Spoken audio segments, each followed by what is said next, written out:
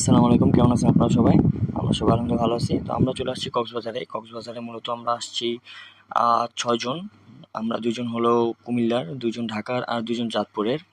তো যাই হোক সেটা বিষয় না। তো কক্সবাজার আসছি, যদি মাছ না খাই তাহলে তো আর হয় না। তো রাতে চিন্তা করছি যে আমরা সামুদ্রিক মাছ খাবো ডিনারে, আর অন্য কিছু খাবো না আরকি, এরকম চিন্তা ভাবনা করছি। এবং যেই চিন্তা সেই কাজ, আমরা চলে আসছি মাছ কিনতে। তো এখানে যে ফুটপাতের যে মাছের দোকানগুলো, এই মাছের দোকানগুলো আপনারা জানেন যে ভালো সিন্ডিকেট এবং খুবই কাপজাপ করে ওরা দামে। এরা মোটামুটি কাছাকাছি কোনো দাম চায় না, এদের দামের ডিফারেন্সটা থেকে অনেক বেশি।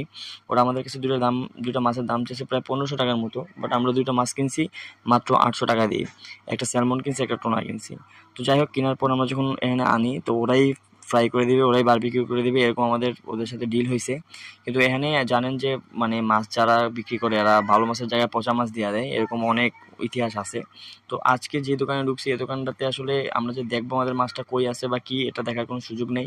কারণ ওরা একদম চিপার মধ্যে নিয়ে একটা মানে ভালো বাউন্ডারি করে নেয়, ওই বাউন্ডারির মধ্যেই মূলত ওরা মাছটা কাটে। ওখানে কি করে একমাত্র আল্লাহ জানে, মানে আল্লাহ ছাড়া কেউই জানে না, এই আর কি। তারপরে আমি কথা বলছি ওনাদের সাথে যে ভাই দেখেন ওরকম কোনো কিছু যাতে না হয়। তো ওনারা আমাদেরকে আশ্বস্ত করছে যে ওরকম কিছু হবে না।